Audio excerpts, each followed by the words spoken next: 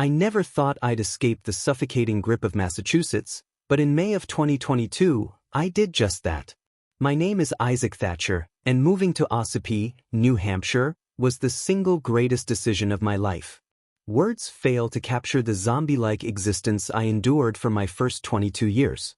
Picture this, sitting in the library at Peabody High School, across from a recruiter from Salem State University, their face lit up with enthusiasm as they congratulated me on my acceptance. It was agonizing, their carnivorous grin widening while I felt nothing but dread at the prospect of another 4 years trapped in that state. Sure, Massachusetts had its moments in history, but it executed anyone who might have injected some real spirit into it, and I couldn't afford a place like Hammond Castle. No, my future there looked bleak, an endless loop of gray skies and soul-draining routine. My guidance counselor was baffled when I announced I wasn't going to college. Instead, I sacrificed those years to work, grinding away since graduating in 2018 with a mediocre GPA of 2.46. I toiled in public works departments, saving every penny while feeling the state leach the life out of me, pulling my essence like taffy from my gut up through my throat. That sensation hit hardest driving past the rundown apartment complexes in Lynn, or through Linfield where houses teetered on the edge of being mansions but felt hollow. Every building in Lynn seemed poised to fade to ash gray, a reminder of the monotony. Being in Massachusetts echoed my school days too closely. I despised homework, learned nothing practical for adulthood, and wasted my youth on essays about topics that meant zilch to me. The dread of Sunday nights, knowing Monday loomed, was unbearable. Salem State wanting to latch on, not just to my soul but to thousands' intuition, plunged me into deeper depression. I blamed the public school system for turning a once vibrant state into a soulless husk. What better way to kill a child's love for reading than forcing them to dissect books they hated? To stifle wonder by dictating what to be curious about? To mar places like Salem, Plymouth, and Gloucester by swapping Puritan and colonial charm for ugly brick blocks and neglected neighborhoods where even weeds refused to thrive? The designers of downtown Lynn weren't villains. They too were products of that system, their creativity crushed early. Why leave the most historic state in the U.S., famed for fall foliage, pumpkins, seaside villages, where Jaws was filmed, where the Revolution ignited, where pilgrims landed? Because it wasn't that state anymore. My Mayflower ancestors wouldn't recognize it, buried under tar and cement, nature paved over. During the pandemic, I was eager to work, building savings as things normalized. By 2022, I'd scraped together enough for a place in Ossipee, New Hampshire. Head up Route 16, turn right onto Plains Road past White Lake Pizza, keep going, then left on Silver Pine Lane. That's where my house sat. Aesthetics didn't matter. It was a fixer-upper with peeling yellow paint, a screened-in porch, and a sprawling backyard backed by evergreen woods. The realtor apologized for the cramped interior, but I found it cozy, like the living room hugged you standing in it. Upstairs, a bedroom, bathroom, and office with burgundy hallway walls, the other rooms in soothing French vanilla yellow, evoking ancient sands of Egypt or Rome. Over time, gifts accumulated, not just from Silver Pine Lane neighbors, but from folks I helped with odd jobs or met at China Diner up Route 16. My neighbor GW, a late 50s guy, was a regular there. He became my anchor those early days at the diner's bar with the gang. His yard overflowed with car parts, rusting beams, junked vehicles, and projects. His German Shepherd often rode shotgun in his motorcycle sidecar. GW was soft-spoken yet burly, with electric silver hair and a stiff chin beard. That summer, I helped him haul a new sidecar, solidifying our bond. Another diner staple was Jo, a nurse resembling Joan Jett from a parallel world. If the gang was a jury, she was the judge, decisive, warm. She invited me for dinner at her Tamworth home soon after I arrived. Then John and Chicky, married over 50 years, he a golfer, she a gardener tending their association's flowers. W once explained in his gentle giant voice, after they left the diner, Chicky does the flowers. Jo chimed in, Chicky's my best friend. Keeping up in that diner required vigilance. Conversations bounced like pinballs. I could list the whole crew, but it'd be like mapping a family tree. As the youngest, with everyone, including owner Susan, over 50, I stuck out. I'd order house fried rice to go, battling Joe who always tried paying. One time, she was in the restroom. I paid quick, grabbed the bag, and snuck out like a thief, the gang howling with laughter. I helped GW chase his escaped dog, picking ticks off in his cluttered garage. Chicky landed me an apprenticeship with the Sharp brothers, on condition I wore white t-shirts, no issue. Breaks were plentiful because we worked efficiently, clearing lots, adding home extensions, building garages of any size. By 2023, I could juggle 24 nails in my mouth, handling tasks solo. New Hampshire was my rebirth.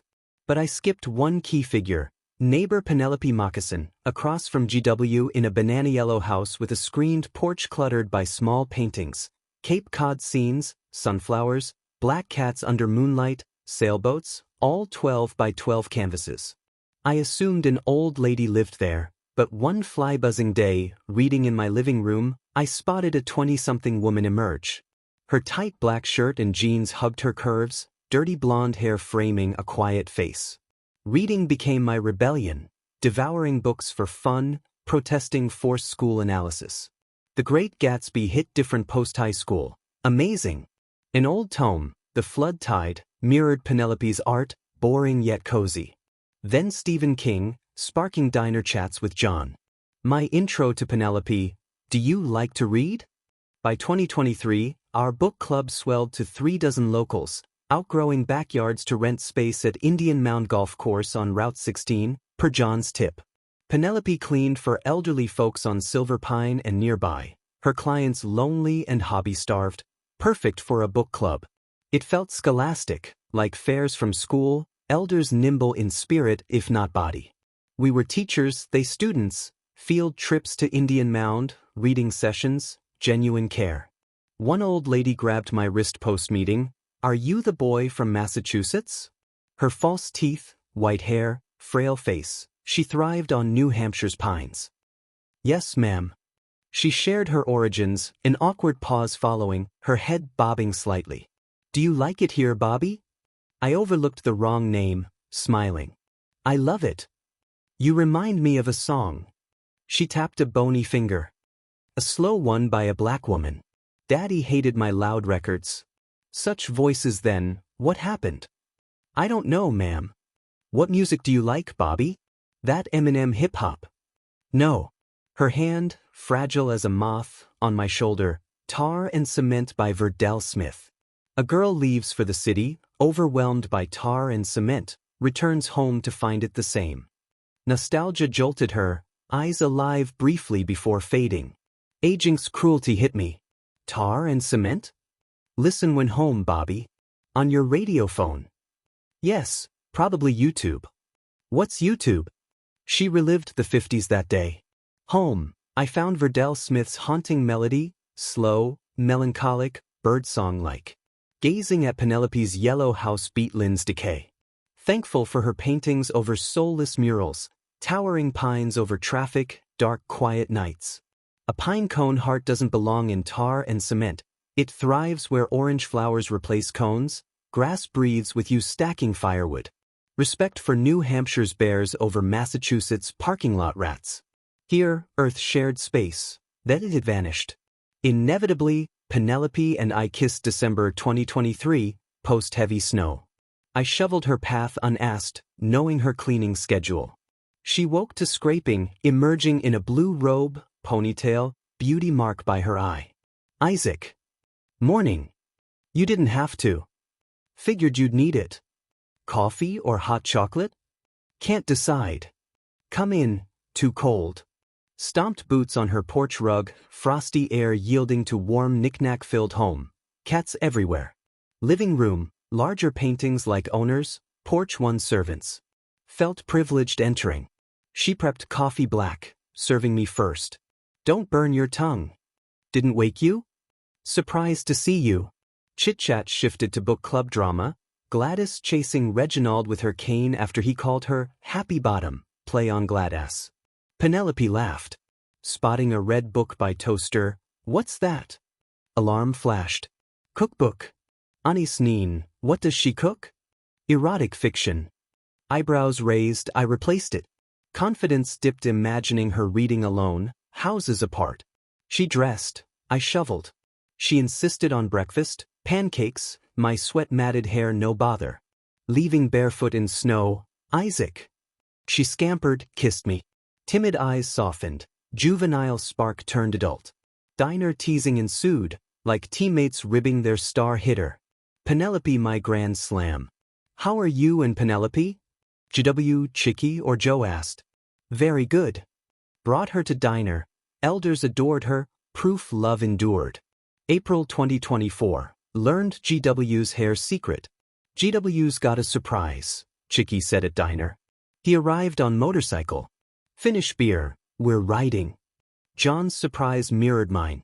Left 20 on counter, Chicky ordered fried rice to go, I learned later. Sidecar. Red helmet, pilot goggles. No seatbelt.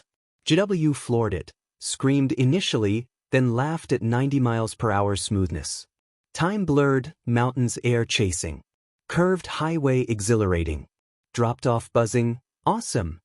Fried rice on stoop, undeserved kindness. Spring brought her, the entity pulling me back. Something moved through your property. GW at diner during Sharp Brothers lunch. Dear. No person, a woman. Penelope? No, her car's elsewhere. Bright blonde. Sharp brother, drugs? Call Joe. Heart ached for a lost soul. Hope they're okay, maybe lost pet? Normalcy resumed. Sleepovers, book club, work, firewood stacking, serene puzzle, wrists and forearms key. Mimicked John and Chicky's setup, wood wall against fence, Jenga towers stabilizing. Hot May Day, Penelope's key lime pie postwork/wood. Ooh, big sweaty man. 2 slices, whipped cream dolloped. Stayed over. Midnight wake, sensed creeping at my house. Slipped downstairs, flicked porch light. Across lane, peeper in my porch, long yellow hair, gray skin like Lynn sidewalks, bare arms potholed. Light off quick, sickened. Upstairs, someone sneaking. Gray skin. Call police. Waited till morning. Checked property, no signs. Sure you saw? Yes. Agitation echoed Massachusetts' impatience. Stay here tonight, catch her. If up for it. Cute shrug. Condition, another pie? Pizzas from White Lake, 8 TV style. Invited GW for slices. Thank you. Pie at table, bugs buzzing screens, wood sunset symphony. Pop culture debates. Penelope groaned upstairs, so full pregnant. Played along talking to baby, kissing her. John called for golf league. Never played. Free lessons. Chicky background, don't forget. Muted, tell them we're expecting? Penelope laughed, shook head. Big book club turnout. Penelope face-palmed theatrically. 2:46 a.m., yelping outside. Phone flashlight revealed her in backyard. Rakish, naked, yellow hair, potholed abdomen, pavement-cracked mouth snarling. She wanted my soul, happy too long. Recess over. Advanced, light off, shook Penelope. She's here. Knocking violent, banshee-like. Locked door. Call GW. Wheezing, soul vacuumed. Isaac. Fainted. Woke to GW Joe. Bad dream. No. Clock. 5 a.m. Woman broke in, banged door, left satisfied. My soul, to Massachusetts. Water. Comes at 2:46, my GPA. Gray like cement, potholes, yellow hair like teacher. Crazy but true. Joe, drugs. I'm the poor soul, not from here. Joe housed me in Tamworth farmhouse, tall, white, party-ready downstairs, guest rooms up. Mine. Monitors, IVs, spaceship vibe. Vitals checked, vitamins, lobster bisque from saved shells. GW paste porch with revolver, break concrete. Smirked weakly. Women chatted recipe, I joked fainting for bisque. No you won't. Bellies warm, satisfaction amid horror. Massachusetts jealous? My soul colorful from friends, not pavement gray. Penelope and I shared bed. GW outside Joe Abed. Woke sensing her. GW's voice, hammer cock, gunshot. Door burst, gurgling scream. Out. Stairs creak, arthritic concrete. Joe confronted, boys New Hampshire now, no right. Thing advanced, mouth flowering. Soul up esophagus. Penelope caught me. Sucked hard, rope-like. Stood via tension, then released, coughing. Loomed, dragged by shirt, nails biting. Downstairs, bumps bruising. Wiggled free, stood, sucked again, collapsed. Ankles grabbed, dragged porch. GW. Out cold, revolver near, slapped futilely. Dragged hills, grass abrading. Twisted, kicked, no escape. Sun rose over at 95, cars swerving. Scrapes burned, near border. Limped resolute. License plates Massachusetts bound. Annoyed, not helping. Yellow hair like Mrs. Davy, potholes elbows, cracks veins. Grown thirsty sweaty. Highway endless, grip iron. Fast once with GW, laughing at 100. Now slow, pray never end. Inch from Ossipee, closer Massachusetts. No help. Dragged on.